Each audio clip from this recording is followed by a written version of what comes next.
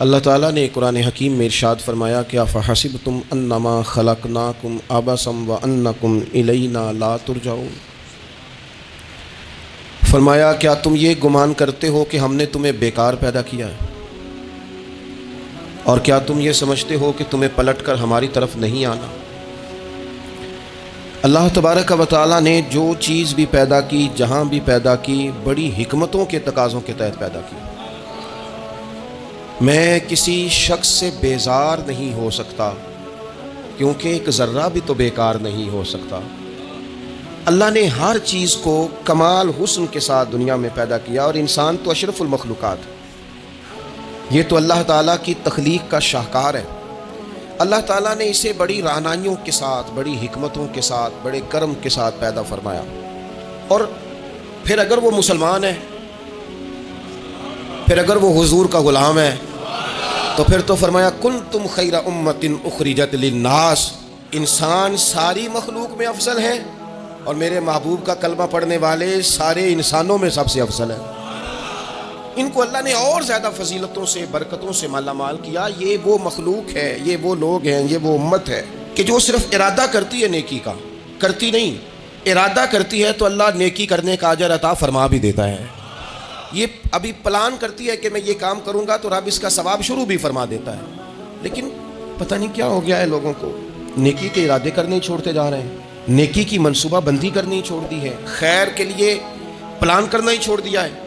بہت سارا وقت بیکار گزرتا ہے، بہت سارا وقت چوراہے پہ گزر گیا، بہت سارا وقت گپوں میں گزر گیا۔ عمر دراز مانگ کے لائے تھے 4 دن، 2 آرزو میں کٹ گئے، 2 انتظار میں۔ میرے نبی پاک نے تو فرمایا تھا کسی مومن کو بس خوش کر دینا، وہ چاہے لمحے کے لیے ہی ہو، اس کے دل میں راحت ڈال دینا، اسے تسلی دے دینا، روتے ہوئے آنکھ آنسو پونچھ دینا، اس کو کہہ دینا میں تیرے ساتھ ہوں۔ فرمایا مومن کے دل میں تم نے خوشی داخل کر دی تو 60 سال نفل پڑھنے سے اللہ تمہیں زیادہ ثواب عطا کر دے گا۔ حضرت سعدی شیرازی کے پاس ایک شخص نے بیٹھ کے اپنے دوستوں کی غلطیاں گنوانی شروع کر دی، ان میں یہ بھی غلطی ہے، یہ بھی غلطی ہے، یہ بھی غلطی ہے، یہ بھی غلطی ہے، یہ بھی غلطی ہے۔ تو حضرت سعدی ہنس پڑے، فرمانے لگے اور یاد رکھ تیرے سجن بڑے ہی برے ہیں، اور پانی بڑا بھی گندا ہو نا تو آگ بجھانے کے کام پھر بھی آ جایا کرتا ہے۔ کوئی تو خوبی ان میں تلاش کر لینا، پانی بڑا بھی گدلا ہو تو آگ تو بجھاتا ہے کہ نہیں بجھاتا۔ ہمارا یہ مزاج بن گیا ہے کہ ہم اپنی صلاحیتوں سے کام ہی نہیں لیتے، ہمیں پتہ ہی نہیں ہم کیا کر سکتے ہیں۔ میرے رسول پاک صلی اللہ علیہ وسلم کا کمال یہ ہے کہ حضور نہ انسان کی صلاحیتیں اجاگر کر دیتے، محبوب اجاگر کر دیتے، حضور اندر جذبہ پیدا کر دیتے۔ کائنات میں قوم وہ سمجھتی ہے جن کا اخلاق سنور جاتا ہے، اور جو لوگ اپنے اندر اخلاقی تبدیلی نہیں نہ لاتے۔ آپ دیکھیں نبی پاک علیہ السلام کا انقلاب کس طرح کا ہے۔ عرب کے لوگ سمجھتے تھے کہ معاف کرنا بزدلی ہے، صبر کرنا بزدلی ہے۔ وہ کہتے تھے یہ کیا بات ہوئی، ہمارا دشمن کیا سمجھے گا کہ بزدل ہے، انہوں نے معاف کر دیا ہے۔ وہ کہتے تھے معاف کر دیں تو کمزور پڑ جائیں گے، سامنے والا کہے گا کہ ان کے پلے کچھ نہیں، معاف کر دیا۔ اور ہمارے زمانے میں آج معاف کمزور آدمی کرتا ہے، طاقتور آدمی معاف نہیں کرتا۔ وہ جس کے پاس طاقت نہیں ہوتی وہ کہتا ٹھیک ہے میں نے اللہ پہ چھوڑ دیا، حالانکہ اس نے بھی اچھا کیا، پر کمال تو یہ ہے کہ تیرے پاس ساری طاقت ہو پھر بھی تو فیصلہ اللہ پہ چھوڑے۔ اور حضرت موسیٰ کلیم اللہ علیہ السلام نے عرض کیا تھا مالک تیرے بندوں میں تیری نظر میں معزز کون ہے؟ تو رب کریم نے فرمایا میرے کلیم جس کے پاس بدلہ لینے کی طاقت ہو پھر بھی معاف کر دے، وہ رب کی نظر میں بڑی عزت والا ہے۔ عرب کے لوگ سمجھتے تھے یہ بزدلی ہے کہ میں معاف کر دوں، لیکن حضور نے ان کو اخلاقی طور پہ بدل دیا، اور نبی پاک نے فرمایا معاف کرنا بزدلی نہیں، یہ تو اعلیٰ ظرفی ہے۔ تو پھر کس طرح بھلا معافی ان کو ہوئی؟ فتح مکہ کے دن حضور نے اس طرح نہیں معاف کیا کہ پہلے ہمارے ہاں بھی لوگ معاف کرتے ہیں تو ہم پتہ کس طرح معاف کرتے ہیں، پہلے ساری اس کی زیادتیاں گنواتے ہیں۔ پتہ ہے نا تو نے اس وقت کیا کہا تھا، یاد ہے نا تو بڑی ڈینگے مارتا تھا، یاد ہے نا تو بڑی بڑکے مارتا تھا۔ عرب کے لوگ سارے سامنے کھڑے ہیں، پتہ کون کون ہے؟ اکرمہ بن ابو جہل آخری دن تک لڑے، ابو سفیان آخری دن تک لڑے، سارے لوگ سامنے کھڑے، کچھ بھاگ گئے ہیں جان بچا رہے ہیں۔ حضور نے کیا فرمایا؟ فرمایا پتہ تمہارے ساتھ آج سلوک کیا کرنا ہے؟ یا رسول اللہ بتائیے۔ تو نبی پاک نے فرمایا وہی کرنا ہے جو جناب یوسف نے بھائیوں کے ساتھ کیا تھا، بات ہی کوئی نہیں کرنی، پچھلا قصہ چھیڑنا ہی نہیں، نہ کانٹے بچھانے کی بات کرنی ہے، نہ روڑے مارنے کی کرنی ہے، نہ بدر میں آنے کی کرنی ہے، نہ احد میں پتھر مار کے دانت شہید کرنے کی بات کرنی ہے، نہ خندق کی بات کرنی ہے، نہ خیبر کی کوئی بات۔ جاؤ نہ معاف کیا، بات ہی کوئی نہیں کرنی، معافی دے دی۔ ابو سفیان کہنے لگے حضور مجھے بھی معافی ہے۔ سونیا تیرے کرم پہ قربان جاؤں۔ میرے کریم فرمانے لگے تو قبیلے کا سردار ہے، مکہ شریف کے لوگ تجھے بڑا سمجھتے ہیں، دیکھ حضور معاف بھی کرتے ہیں اور عزت بھی دیتے ہیں. فرمایا جا میں نے تجھے معاف کیا اور جو تیری حویلی میں آ کے پناہ لے لے گا میں اسے بھی معاف کر دوں گا. اسے بھی معافی مل جائے گی جو تیرے گھر آ جائے گا. اب تبدیلی آ گئی, وہ جو اندر کفر تھا وہ ٹوٹ گیا, انقلاب آ گیا. یہی ابو سفیان جو کل تک مخالفت میں لڑتے تھے, پھر یہ حضور کے ساتھ جنگوں میں جاتے اور اس طرح جاتے کہ حضور گھوڑے پہ بیٹھے اور جناب ابو سفیان نے گھوڑے کی لگام تھامی ہے. ہر میدان میں گئے, ہر جگہ خدمت کی. اکرمہ بن ابو جہل کا پتر ہے, کوئی کسر نہیں چھوڑی اس نے, حد کر دی, ہر جگہ لڑا, ہر مقام پہ. لیکن فتح مکہ کے موقع پر یہ بھاگ گیا تھا, جان بچا کے چھپ گیا. اس کی بیوی آئی, آگے کہنے لگی سونیا میرے چھوٹے چھوٹے بچے ہیں, مجھے پتہ چلا ہے کہ میرے شوہر کے لیے آپ نے ڈیتھ وارنٹ جاری کر دیے ہیں کہ جہاں ملے مار دیا جائے. صحابہ نے یہ اعلان کیا ہے, وہ سخت مجرم ہے, اس کے لیے سخت آرڈر جاری کیا گیا ہے. تو کریم کیا فرمانے لگے, حضور فرمانے لگے تو کیا چاہتی ہے. حضور اس کی بیوی سے کہتے ہیں کیا چاہتی ہے, کہنے لگی حضور معاف کر دیں اسے. تو نبی پاک صلی اللہ علیہ وسلم نے فرمایا ٹھیک ہے, یہاں تو معافی کا دروازہ تو سب سے زیادہ کھلا ہوا ہے, تو کہتی ہے تو چلو ٹھیک ہے معاف کیا, ہو گئی بات. اس نے جا کے جہاں چھپا ہوا تھا اسے کہا اکرمہ حضور نے تجھے معاف کر دیا. کہنے لگا کوئی کرنے والی بات کر, وہ معاف کرتے ہیں مجھے پتہ ہے, بڑا کرتے ہیں, پر جو میں نے کیا ہے وہ معافی والا نہیں. مجھے معافی ہو سکتی ہے, یہ کیسے ہو سکتا ہے, یہ کیسے ہو گیا, ہو ہی نہیں سکتا. اس کی بیوی پھر آئی, کہنے لگی حضور وہ مانتا نہیں, یہ تاریخ صرف میرے رسول کی ہے, یہ سیرت صرف میرے رسول کی ہے, کہ جس کو معاف کیا جا رہا ہے اس کی سمجھ میں بات نہیں آ رہی کہ بھلا مجھے معاف کر دیا ہے. حضور کہتے ہیں اچھا تو بتا وہ کیسے مانے گا.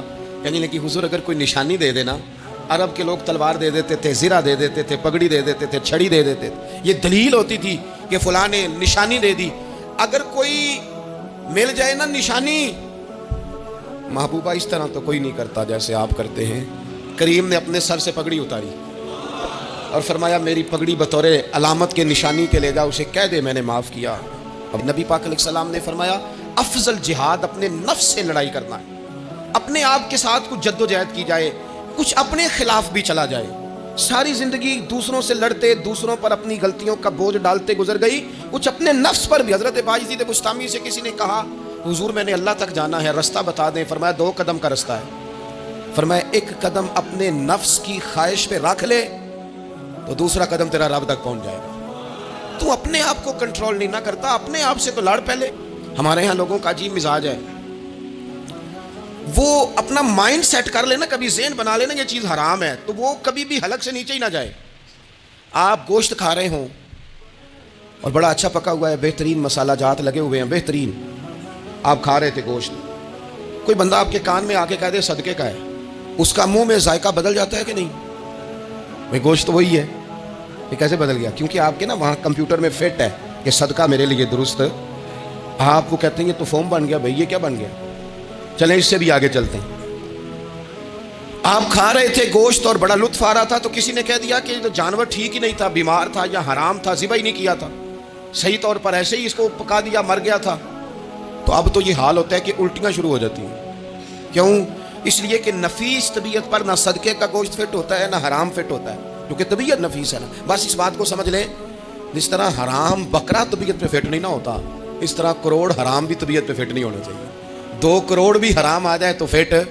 جس دن 2 کروڑ پر بھی الٹی آنے لگ گئی نا, جس دن حرام جگہ پر قبضہ کرتے بھی کہہ آنے لگ گئی, ذائقہ بدلنے لگ گیا, کمپیوٹر میں فٹ ہو گیا کہ یہ میرے لیے ٹھیک نہیں. لیکن میں اکثر کہتا ہوں لوگوں سے, میں کہتا ہوں ہمارے ہاں بندہ دیکھ کے فتویٰ ہوتا ہے. یہاں کوئی غریب عیسائی ہو نا, ماڑا بیچارہ گلی میں جھاڑو دے کے روٹی کماتا ہے, تو لوگ مسئلہ پوچھتے ہیں, کہتے ہیں مولوی صاحب سائنہ روٹی کھانی جائز ہے؟ تو میں پھر ان لوگوں سے آگے سے پوچھ لیتا ہوں, میں کہتا ہوں یہ بتاؤ امریکہ کا صدر بھی عیسائی ہے, اس کے ساتھ جائز ہے؟ اتنے وزیر مشیر وزراء اعظم ملکوں کے جا کے کھاتے ہیں, کبھی آپ نے مسئلہ پوچھتے دیکھیں؟ وہاں تو جو مولوی مشیر بنے ہوئے وہ بھی بیٹھے ہوتے ہیں بیچ میں, وہ بھی بیٹھے ہوتے ہیں, اب بھی ان سے پوچھو. لیکن ہمارا مزاج یہ بن گیا ہے کہ غریب کے حق میں مسئلہ اور ہے اور امیر کا معاملہ ہے تو معاملہ اور اس سے نکلے. یعنی اگر 5 روپے کسی کے گر جائیں تو وہ واپس کرنے بھی ضروری ہیں, اور 5 کروڑ گر جائیں تو وہ بھی. وہ ہمارے ایک دوست کہا کرتے ہیں کہ ایک صاحب تھے, ان کو نا بڑے قیمتی جوتے کا ایک پیر مل گیا کہیں سے گرا ہوا. انہوں نے وہ قیمتی پاؤں جوتے کا گرا ہوا اٹھایا اور وہ بندہ تلاش کرنے لگے کس کا گرا ہے. دیر تک وہ ڈھونڈتے رہے ایک پاؤں کس کا ہے, تھوڑی دیر کے بعد انہیں دوسرا پاؤں بھی مل گیا. پھر انہوں نے بندہ ڈھونڈنا بند کر دیا. انہوں نے کہا دونوں ہو گئے ہیں, اب یہ کام آئے گا, لہذا انہوں نے بند کر دی. میرے عزیز, یہ تو کوئی طریقہ نہیں ہے نا کہ آپ چیز اگر تھوڑی سی ہے تو اس پر فتویٰ اور اگر زیادہ ہے تو مزاجوں میں جب ہم یہ لے آئیں گے اپنی طبیعت میں، اور کب تک ہم نے اسی طرح رہنا ہے؟ کب ہم نے اپنے وجود سے کام لینا ہے؟ بیکار وقت کب تک گزرنا ہے؟ کتنے رمضان آئے گزر گئے، کتنے عمرے آئے گزر گئے، کتنی ہم نے دیکھا کہ بس بیمار ہو گئے ہیں، ٹھیک ہو جائیں گے تو پھر اس کے بعد ہم نے کوئی نماز نہیں چھوڑنی، لیکن ٹھیک ہوئے تو بھول گئے، نہیں سے نئی بات شروع ہو گئی۔ ہم نے کتنی دفعہ کہا کہ آج کے بعد تبدیلی، لیکن کیوں نہیں تبدیل ہوتے؟ حضرت فضالہ بن عمیر ایک صحابی ہیں، کہتے ہیں میں عورتوں کا معاذ اللہ بڑا رسیہ تھا۔ ابو جہل نے جب اعلان کیا نا جو حضور کو شہید کرے گا تو اسے 100 سرخ اونٹ دیے جائیں گے، تو کہتے ہیں میں خنجر بغل میں دبا کے نا تو طواف کعبہ کرنے چلا گیا۔ طواف کعبہ کہتے وہاں جب میں پہنچا تو میں نے دیکھا حضور بھی طواف کر رہے ہیں، تو نبی کریم نے مجھے دیکھتے ہی حضور میرے قریب آئے اور مجھے نہیں بتانا پڑا، حضور فرمانے لگے تیرا نام فضالہ ہے؟ میں نے کہا ہاں۔ تو محبوب فرمانے لگے کیا باتیں کر رہے ہو اپنے آپ سے؟ کہتے میں دل میں سوچ رہا تھا کہ طواف کرتے میرے قریب سے گزریں گے تو خنجر مار دوں گا۔ کیا باتیں کر رہے تھے؟ کیا باتیں کر رہے تھے اپنے آپ سے؟ میں نے جھوٹ بولا۔ میں نے کہا جی وہ تو میں تو ذکر کر رہا تھا اپنے دل میں۔ کہتے حضور مسکرائے اور مسکرا کے فرمانے لگے چل چھوڑ، جس کام آیا تھا وہ کرتا کیوں نہیں؟ میں جو تیرے سامنے کھڑا ہوں تو کرنا، خیال آیا مسلمان نیک و بد پہچان جاتے ہیں اور آقا آدمی کے دل کی باتیں جان جاتے ہیں، کرنا وہ کام۔ تو فضالہ کہتے ہیں کہ میں کانپ گیا، میرے ہاتھ سے وہ خنجر گر گیا، حضور نے میرے سینے پہ ہاتھ پھیرا، اس طرح پھیرا کہ زندگی میں اتنا سکون کبھی نہیں ملا، اتنی ٹھنڈک کبھی نہیں ملی، اتنا قرار کبھی نہیں آیا، اس قدر زیادہ آزمائش کبھی نہیں آئی، میں قرار محسوس کرنے لگا۔ کہتے ہیں حضور فرمانے لگے کیا وہ وقت نہیں آیا کہ تو کلمہ پڑھ جائے؟ کہتے ہیں میں نے فوراً کہا حضور آ گیا ہے وقت، پڑھائیں مجھے کلمہ۔ آج کچھ عہد کریں کہ ہم نے فلاں فلاں گناہ سے جان چھڑانی، اپنے اندر کچھ تبدیلیاں لائیں، اور کسی کو بتانے کی ضرورت نہیں، ہمارا اور ہمارے رب کا معاملہ ہے۔ اکیلے میں بیٹھ کے اللہ کے حضور عہد کریں، اکیلے میں بیٹھ کے۔ آج میں نے آپ سے خدمت میں ایک اپیل کرنی ہے، وہ یہ ہے کہ ہم نے نا آج عہد کرنا ہے کہ ہم نے جھوٹ نہیں بولنا۔ ایک دفعہ ہم نے بچے سے کہا تھا، مجبور تھے، شاید بڑے مجبور ہوں گے ہم، کسی صاحب نے نا بڑی مجبوری میں ایک دن اپنے بچے سے کہہ دیا، وہ باہر آیا تھا بندہ پیسے لینے، اس کا قرض دینا تھا، تنگ دستی تھی، مجبوری تھی، تو اس نے کہا بیٹا ادھر آ، اسے جا کے کہا ابو گھر نہیں۔ آپ نے ایک دفعہ کہا، پھر آپ ساری زندگی روئیں گے کہ پتر میرے ساتھ تو سچ بولا کرنا، لیکن وہ نہیں بولے گا۔ یہ جھوٹ اتنی بڑی مصیبت ہے۔ عورت اپنے شوہر سے کہتی ہے پیسے تھوڑے دے دیا کر، جوڑے ایک میں گزارا کر لوں گی، میرے ساتھ سچ تو بولنا، وہ سچ تو بول۔